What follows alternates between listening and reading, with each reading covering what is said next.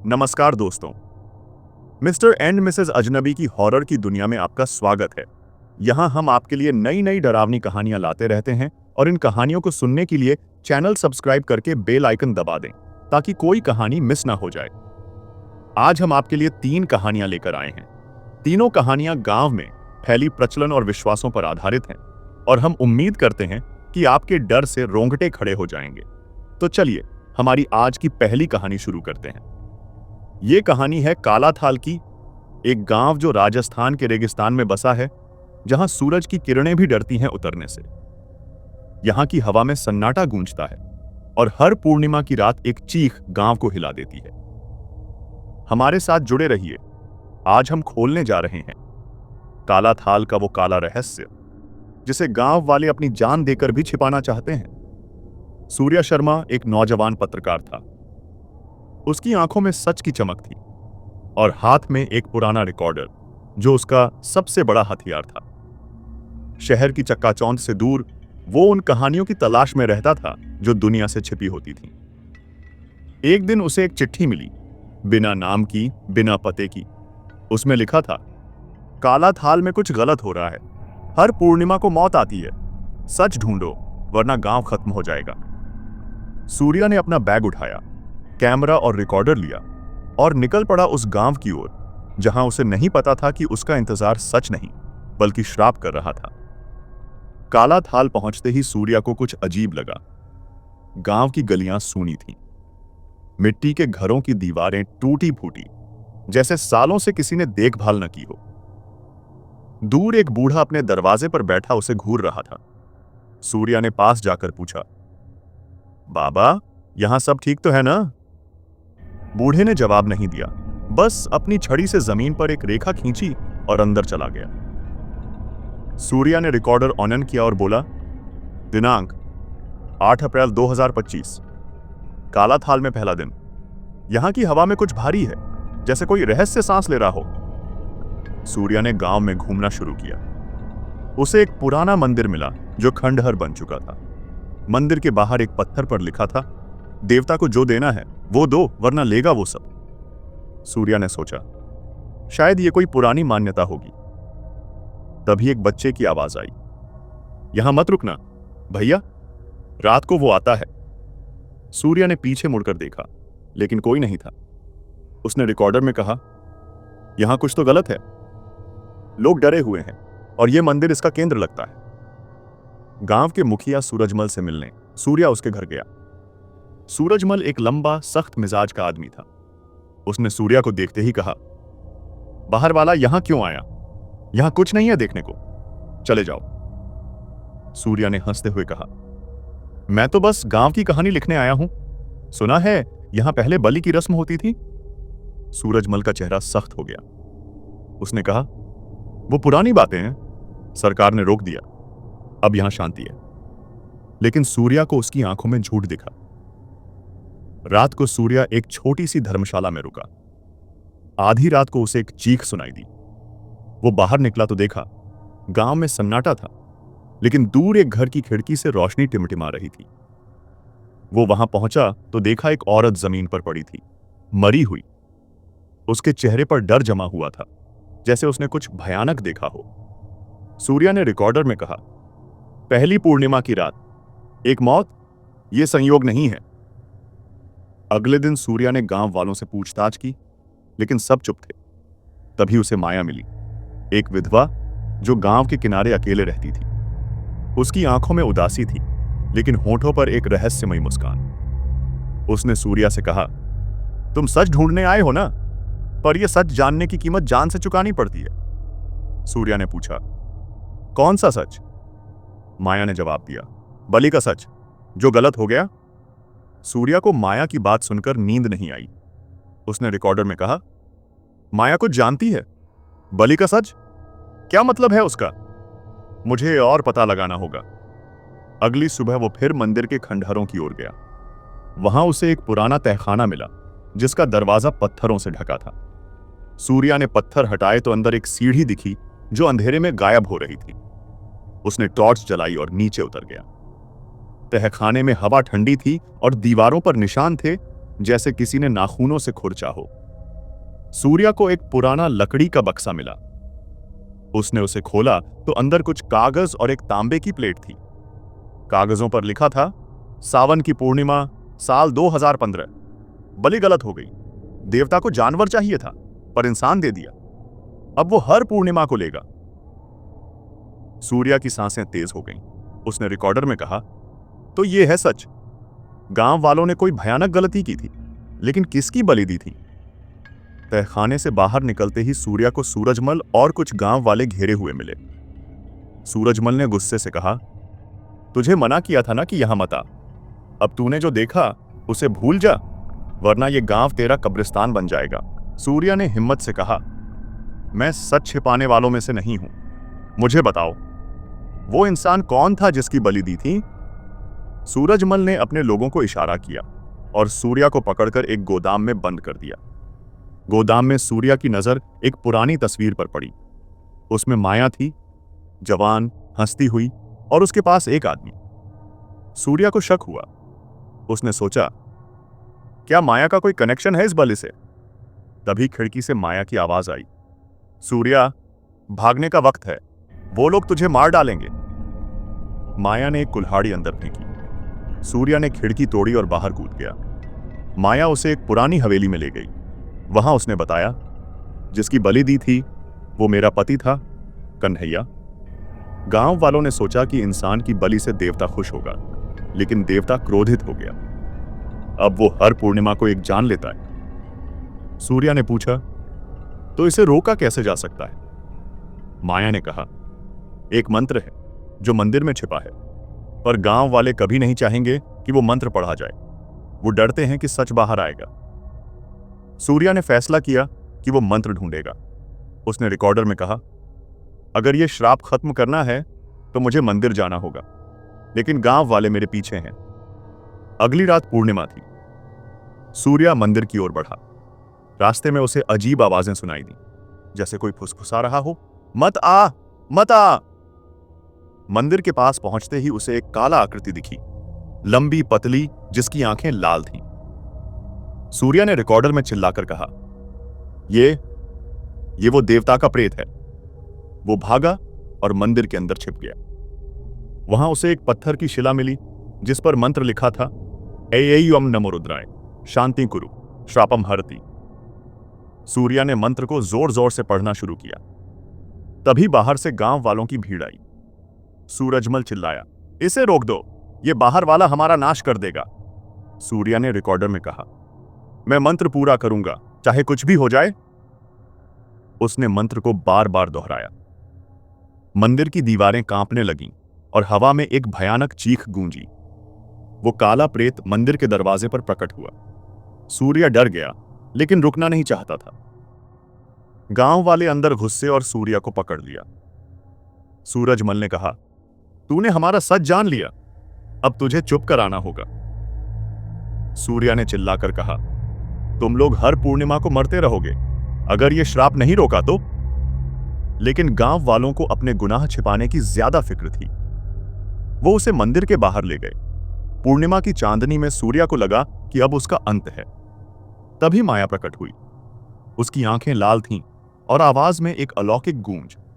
उसने कहा, मेरे पति की बलि तुमने दी, अब तुम सब भुगतो। गांव वालों ने माया को देखा और डर से पीछे हटे। सूरजमल ने चिल्लाया, यह चुड़ैल है, इसे मारो। लेकिन माया पर कोई असर नहीं हुआ।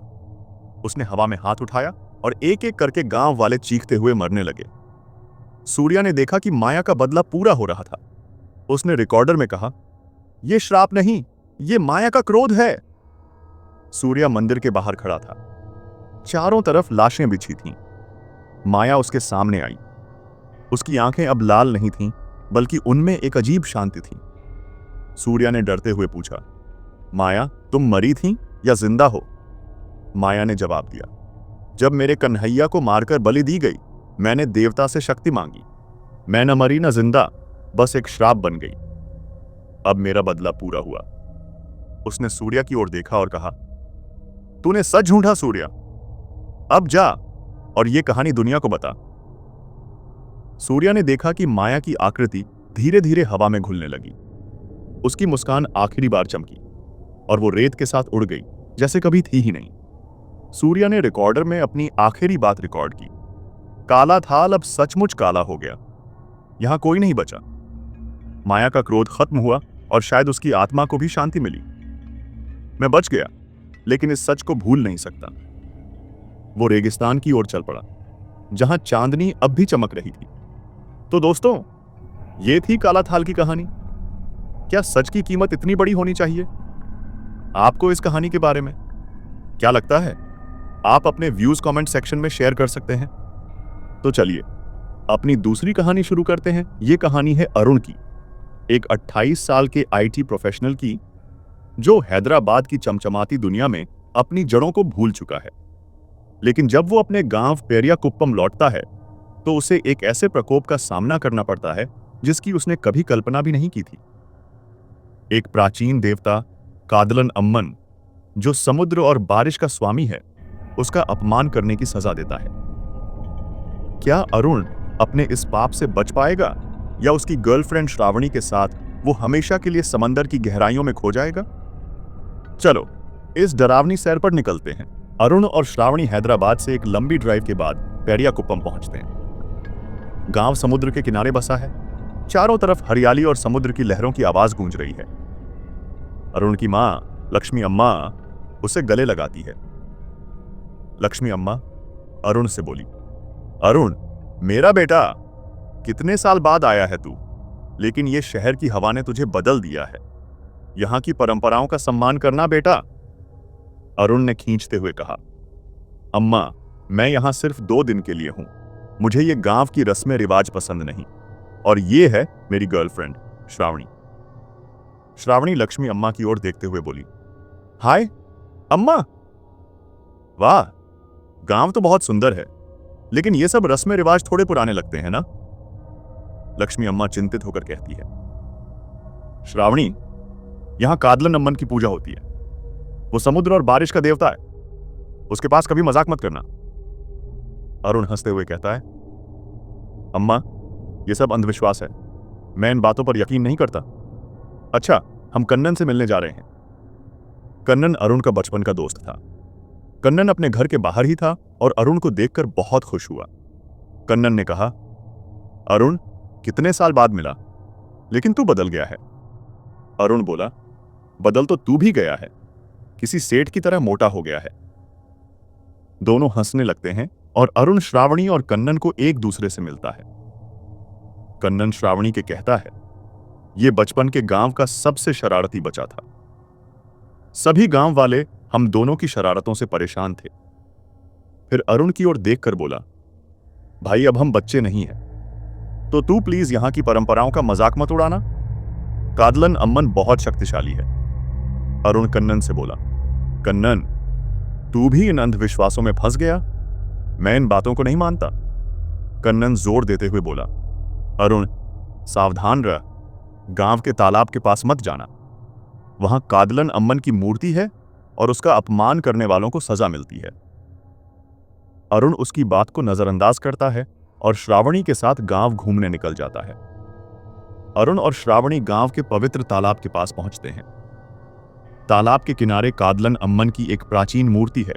उसके हाथ में त्रिशूल, आंखें नीली चमकती हुई और चेहरा भयानक। कुछ गांव वाले वहां पूजा कर रहे हैं। श्रावणी बोली, अरुण ये मूर्ति कितनी डरावनी है, लेकिन ये लोग इसे इतना मानते क्यों हैं? अरुण ने जवाब दिया, श्रावणी देखो, ये लोग बस अंधविश्वासी हैं। किसी भी पत्थर की डरावनी सी मूर्ति बना रखी है और डरावनी कहानियां सुना सुनाकर दूसरों को डरते हैं। हद है यार, चल इसके साथ एक सेल्फी लेते हैं। अंधेरा हो रहा था और लोग धीरे धीरे अपने घरों की ओर जाने लगे। अरुण श्रावणी को लेकर तालाब के किनारे गया और अपनी जेब से शराब की एक छोटी बोतल निकालकर पीने लगा। फिर खाली बोतल को तालाब में फेंक देता है। वो चिल्लाकर कहता है, अगर ये कादलन अम्मन इतना शक्तिशाली है तो मुझे सजा दे के दिखाए। गांव की एक बूढ़ी औरत विजया वहीं कुछ दूर मछलियों को खाना डाल रही थी। अरुण की यह हरकत देखकर उसने अरुण चेतावनी दी, ए लड़के, तूने बहुत बड़ी गलती कर दी। कादलन अम्मन माफ नहीं करता। उसने कई लोगों को सजा दी है, तुझे भी सजा मिलेगी। अरुण पर शराब हावी हो रही थी और उसने कहा, बुढ़िया, ये सब डराने की बातें हैं। श्रावणी ने बात बिगड़ते हुए देखकर कहा, अरुण, शायद हमें यहां से चले जाना चाहिए, मुझे अच्छा नहीं लग रहा। लेकिन अरुण उसकी बात को नजरअंदाज करता है और कादलन अम्मन को भला बुरा कहता है। श्रावणी किसी तरह उसे घर ले आती है। घर पहुंचने पर अरुण और श्रावणी घर के आंगन में बैठे थे। अचानक बाहर तेज हवा चलने लगती है और आसमान में काले बादल छा जाते हैं। लक्ष्मी अम्मा घबराकर कहती है, यह कादलन अम्मन का प्रकोप है बेटा, तुमने कुछ गलत किया है ना? अरुण बोला, अम्मा, यह बस मौसम खराब हो रहा है, इसमें डरने की क्या बात है? लक्ष्मी अम्मा बोली, नहीं बेटा, यह कादलन अम्मन का गुस्सा है, तूने तालाब के पास कुछ किया है ना? अरुण उसकी बात को नजरअंदाज करता है, बिना खाए अपने कमरे में सोने चला जाता है। रात को श्रावणी को एक अजीब सपना आता है। सपने में वो तालाब के पास खड़ी है और पानी से एक भयानक आकृति निकलती है। लंबे काले बाल, नीली चमकती आंखें और एक डरावनी हंसी। वो आकृति उसे पानी में खींचने की कोशिश करती है। श्रावणी डरकर जागते हुए चीखी, अरुण! अरुण, मुझे एक डरावना सपना आया। एक औरत थी, उसकी आंखें नीली चमक रही थीं। वो मुझे पानी में खींच रही थी। अरुण बोला, श्रावणी, ये बस एक बुरा सपना है, कुछ नहीं होगा, सो जाओ। अगले दिन अरुण गांव में विजया से फिर मिलता है। विजया उसे कादलन अम्मन की एक पुरानी कहानी सुनाती है। सुन लड़के, कई साल पहले एक मछुआरे ने कादलन अम्मन का अपमान किया था। उस रात वो मछुआरा समुद्र में गया और कभी वापस नहीं लौटा। गांव वालों ने उसकी चीखें सुनी और बाद में उसका शरीर तालाब के किनारे मिला। उसके चेहरे पर काले निशान थे और उसकी आंखें गायब थीं। कादलन अम्मन माफ नहीं करता। तूने भी उसका अपमान किया है, अब तुझे सजा मिलेगी। अरुण बोला, बुढ़िया, यह सब बकवास है, मैं इन बातों पर यकीन नहीं करता। लेकिन श्रावणी डर जाती है और कहती है, अरुण, शायद हमें यहां से चले जाना चाहिए, मुझे डर लग रहा है। अगले दिन सुबह गांव में भयानक बारिश शुरू हो जाती है। अरुण और श्रावणी वापस शहर जाने लगे। वे गांव से निकलने की कोशिश करते हैं, लेकिन हर रास्ता उन्हें वापस उसी तालाब पर ले जाता है। गांव एक भूल भुलैया में बदल चुका है। अरुण बोला, यह क्या हो रहा है श्रावणी, हम बार बार तालाब पर क्यों पहुंच रहे हैं? श्रावणी ने घबराकर कहा, यह सब तुम्हारी वजह से हो रहा है, तुमने उस देवता का अपमान किया, अब देखो हम फंस गए हैं। अचानक तालाब का पानी उबलने लगता है और उसमें से एक भयानक आकृति निकलती है। कादलन अम्मन का डरावना रूप। उसकी आंखें नीली चमक रही हैं और उसके हाथ में त्रिशूल है। कादलन अम्मन भयानक आवाज में बोले, तुमने मेरा अपमान किया अरुण, अब तुम्हारी सजा का समय आ गया है। इससे पहले कि अरुण कुछ कर पाए, वो आकृति श्रावणी को पानी में खींच लेती है। अरुण चिल्लाता है, श्रावणी! लेकिन वो गायब हो चुकी है। अरुण कन्नन को बुलाता है। कन्नन बोला, अरुण, मैंने तुझे चेतावनी दी थी, अब कादलन अम्मन गुस्से में है, हमें मुरुगन स्वामी के पास जाना होगा। अरुण रोते हुए बोला, कन्नन, प्लीज मेरी मदद कर, श्रावणी को बचाना है। कन्नन उसे मुरुगन स्वामी के पास ले जाता है। मुरुगन स्वामी अरुण को देखते ही कहते हैं, अरुण, तूने बहुत बड़ी गलती की है। कादलन अम्मन बहुत शक्तिशाली है, उसने श्रावणी को अपने कब्जे में ले लिया है।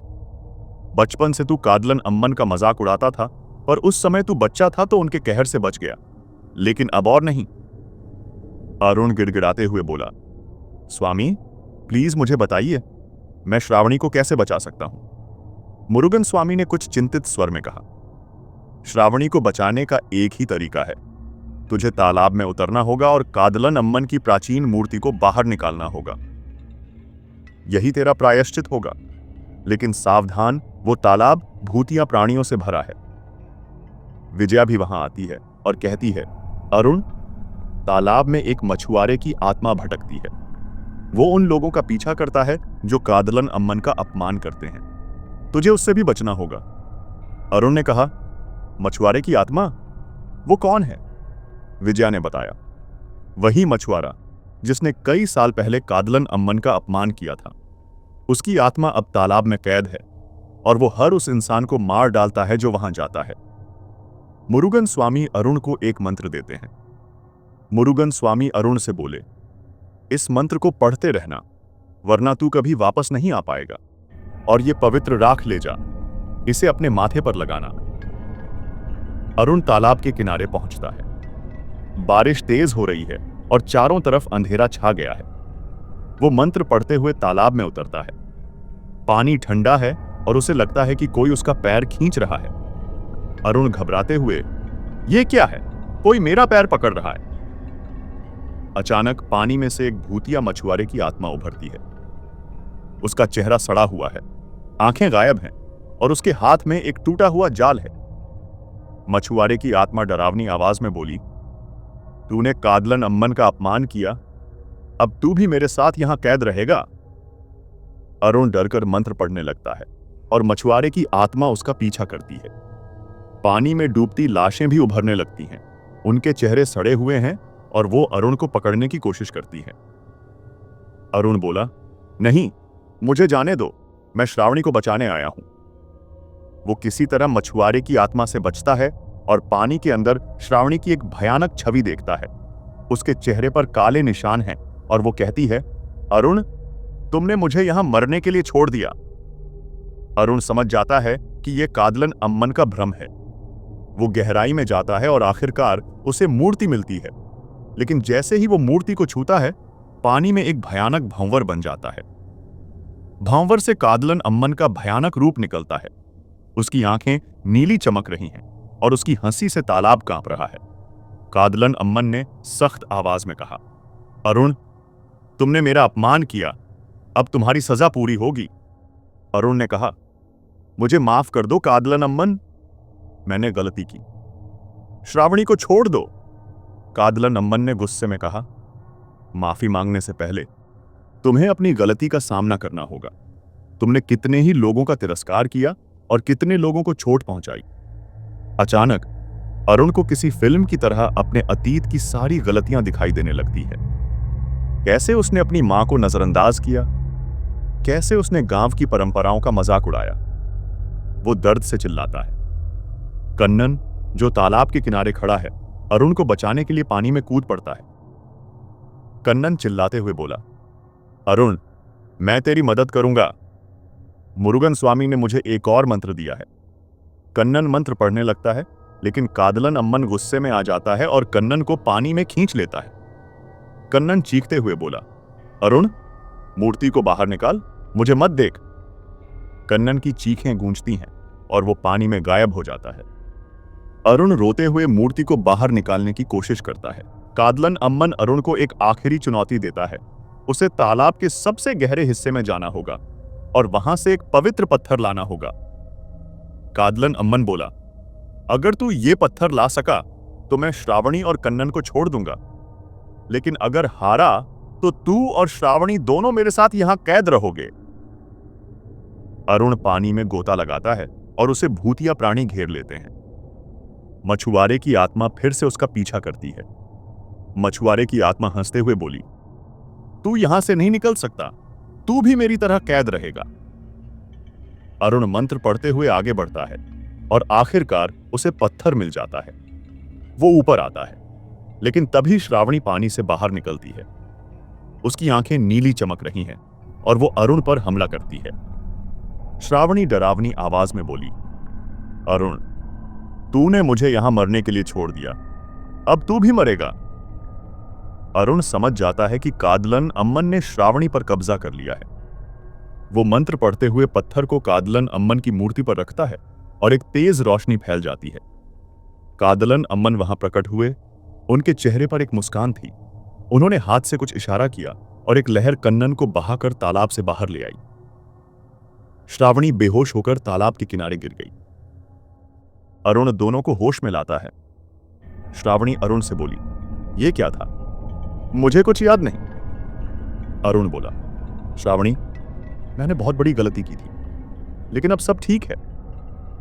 अरुण ने श्रावणी को गले लगा लिया। वहीं कन्नन, जो होश में आ चुका था, मुस्कुरा रहा था। वो तीनों गांव वापस लौटते हैं। मुरुगन स्वामी कहते हैं, कादलन अम्मन ने तुम्हें माफ कर दिया, लेकिन ये एक सबक है, अपनी जड़ों को कभी मत भूलो। अरुण अपनी मां से माफी मांगते हुए बोला, अम्मा, मुझे माफ कर दो, मैंने तुम्हारी बात नहीं मानी। लक्ष्मी अम्मा ने रोते हुए कहा, बेटा, अब तुझे समझ आ गया ना, हमारी परंपराओं में शक्ति है। अरुण ने फैसला किया कि वो अब गांव में ही रहकर घर से ही एक छोटा सा स्टार्टअप शुरू करेगा और गांव के बच्चों को भी कंप्यूटर शिक्षा देगा। तो दोस्तों, ये थी अरुण और श्रावणी की डरावनी कहानी। कादलन अम्मन का प्रकोप, गांव की भूल भुलैया और तालाब की भयानक गहराइयां, क्या आपके भी रोंगटे खड़े हो गए? अपनी तीसरी कहानी शुरू करते हैं। आज हम जा रहे हैं एक ऐसी जगह जहां आंखें सिर्फ एक बोझ हैं। ये है नेत्रा, उत्तर भारत के पहाड़ों में छिपा एक गांव जहां हर इंसान अंधा पैदा होता है। गांव वाले इसे वरदान कहते हैं, लेकिन क्या यह सच में इतना साधारण है? बने रहिए कहानी में, क्योंकि आज हम उस अंधेरे में उतरेंगे जहां देखना आपकी सबसे बड़ी भूल हो सकती है। आरव एक फोटोग्राफर था। उसे रहस्यमयी जगहों की तस्वीरें खींचना पसंद था। एक पुरानी किताब में उसे नेत्रा का जिक्र मिला, एक गांव जहां कोई नहीं देखता फिर भी सब जीते हैं। उसने अपनी डायरी में लिखा, नेत्रा, अंधों का गांव, यहां की तस्वीरें अनोखी होंगी। उसने अपना कैमरा, लेंस और डायरी ली और निकल पड़ा उस गांव की ओर जहां उसकी आंखें उसकी सबसे बड़ी गलती बनने वाली थीं। नेत्रा पहुंचते ही आरव को अजीब सा सन्नाटा लगा। उसने कैमरा निकाला और पहली तस्वीर खींची। मिट्टी के घर और लोग जो बिना देखे चल रहे थे। एक बूढ़ी औरत ने उसकी ओर मुंह किया और बोली, कौन है? आरव ने कहा, मैं आरव हूं, यहां तस्वीरें लेने आया हूं। औरत ने हंसकर कहा, यहां कुछ देखने लायक नहीं। आरव ने डायरी में लिखा, सब अंधे हैं फिर भी शांत, कुछ गलत है। गांव वाले उसे दादी माई के पास ले गए। उसकी आंखें सफेद और खाली थीं। उसने कहा, बाहर वाले यहां क्यों आए? हमारा अंधेरा हमारा वरदान है। आरव ने पूछा, अंधापन वरदान कैसे? दादी माई ने ठंडी आवाज में कहा, जो देखता है वो बचता नहीं, ये अंधेरा हमें जंगल से बचाता है। आरव ने दादी माई की तस्वीर खींची। पहली रात आरव एक घर में रुका। आधी रात को उसे फुसफुसाहट सुनाई दी। खिड़की से देखा तो गांव वाले गोले में खड़े थे, मशालें लिए कुछ बुदबुदा रहे थे। सूरज ढल चुका था। आरव ने लिखा, रात का अनुष्ठान, ये लोग डर रहे हैं। अगले दिन आरव की मुलाकात मीरा से हुई। वो दुबली पतली थी, उसकी आंखें भी सफेद थीं, वो अंधी थी। उसने कहा, आरव, यहां से चले जाओ। आरव ने पूछा, क्यों, तुम तो बाहर गई थी ना? मीरा ने कांपते हुए कहा, हां, मैं भागी थी, मैं अंधी हूं, पर मैंने बाहर की हवा सुनी, आवाजें सुनी, फिर वो मुझे खींच लाया। ये अंधापन हमारी रक्षा है दृष्टिदेव से। जो उसे देखता है वो उसका हो जाता है। आरव ने डायरी में लिखा, मीरा अंधी है, दृष्टिदेव, मुझे और जानना होगा। आरव ने जंगल की तस्वीरें लेने का फैसला किया। रात को वो कैमरा लेकर निकला। उसे एक पुराना मंदिर मिला, दरवाजा पत्थरों से बंद। दीवारों पर एक आकृति थी जिसकी आंखें चमक रही थीं। आरव ने तस्वीर खींची और लिखा, यह मंदिर कुछ छिपा रहा है। उसने पत्थर हटाए और अंदर गया। वहां दृष्टिदेव की मूर्ति थी। उसकी आंखें पत्थर की पर चमकती हुई। आरव ने मूर्ति की तस्वीर ली। तभी हवा तेज हुई और धुंध फैलने लगी। आरव ने बाहर देखा तो चीखें सुनाई दी। वो भागा, लेकिन रास्ते में उसकी मां दिखी, खून से लथपथ, उसे बुलाती हुई, आरव, मुझे देख। आरव ने चिल्लाया, नहीं। उसने लिखा, मैंने मंदिर खोल दिया। ये धुंध, मेरे डर, ये मेरे लिए है और ये सभी अब जीवित हो गए हैं। गांव लौटते ही मीरा ने कहा, तूने दृष्टिदेव को आजाद किया। ये धुंध सिर्फ देखने वालों को मारती है। मुझे कुछ नहीं होगा, मैं अंधी हूं, इसे बंद कर। दादी माई बोली, तेरी आंखें तेरी सजा हैं। धुंध में आरव की मां पास आई। आरव, तस्वीर ले। उसने आंखें बंद की और चिल्लाया, तू सच नहीं है। मीरा ने कहा, मूर्ति को ढक पर आंखें मत खोल। मैं अंधी हूं, मुझे कुछ नहीं होगा, मैं तेरे साथ चलूंगी। दादी माई बोली, अंधेरे में चल, जो सुनाई दे उसे सुन पर मत देख। मीरा ने आरव का हाथ पकड़ा और उसे मंदिर ले गई। रास्ते में आवाजें तेज हुईं। उसकी मां, आरव, मुझे मत छोड़। उसका दोस्त, कैमरा उठा। आरव कांप रहा था। मीरा बोली, मैं सुन रही हूं, वो पास है, डर मत। मंदिर में मीरा ने कहा, मूर्ति सामने है, ढक दे। आरव ने आंखें बंद रखी, लेकिन जैसे ही उसने मूर्ति को छुआ, एक ठंडी सिहरन उसकी रीढ़ में दौड़ी। एक गहरी अलौकिक आवाज गूंजी, जो मुझे छुएगा वो देखेगा नहीं। आरव ने चिल्लाया, नहीं देखूंगा। उसने मूर्ति को पत्थर से ढक दिया, लेकिन उसकी आंखों के पीछे एक जलन शुरू हुई। धुंध गायब हुई, पर उसका सिर चकराने लगा। आरव मंदिर से बाहर निकला, लेकिन उसकी आंखों में कुछ गलत था। उसने आंखें खोली, पर सिर्फ अंधेरा दिखा। उसने कांपते हाथों से डायरी में लिखा, मैंने आंखें नहीं खोली, फिर भी मेरी रोशनी चली गई। वो आवाज, दृष्टिदेव ने मुझे छूने की सजा दी। मीरा ने उसका हाथ थामा और कहा, तूने हमें बचाया आरव, अब तू सुरक्षित है। दादी माई पास आई और बोली, दृष्टिदेव को कोई देखे या ना देखे, उसका स्पर्श ही उसकी सजा है। अब तू हमारा है। ये अंधेरा तेरा वरदान है। गांव वाले उसे अपने बीच ले गए। आरव ने आखिरी बार लिखा, मैंने देखा नहीं, पर उसकी शक्ति ने मुझे अंधा कर दिया। शायद ये श्राप नहीं, रक्षा थी। अब मैं नेत्रा का हिस्सा हूं। वो अंधेरे में खो गया।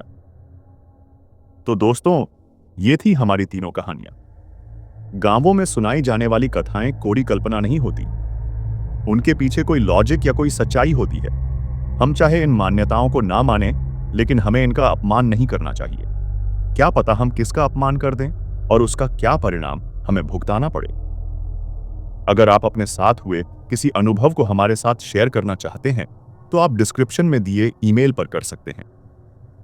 आप अपने सवाल भी हमसे पूछ सकते हैं और हम उन सवालों का जवाब देने की पूरी कोशिश करेंगे। अब हम इस वादे के साथ आपसे विदा लेते हैं कि जल्द ही एक नई कहानी के साथ फिर से हाजिर होंगे। तब तक के लिए आप अपना और अपनों का ध्यान रखें और खुश रहें।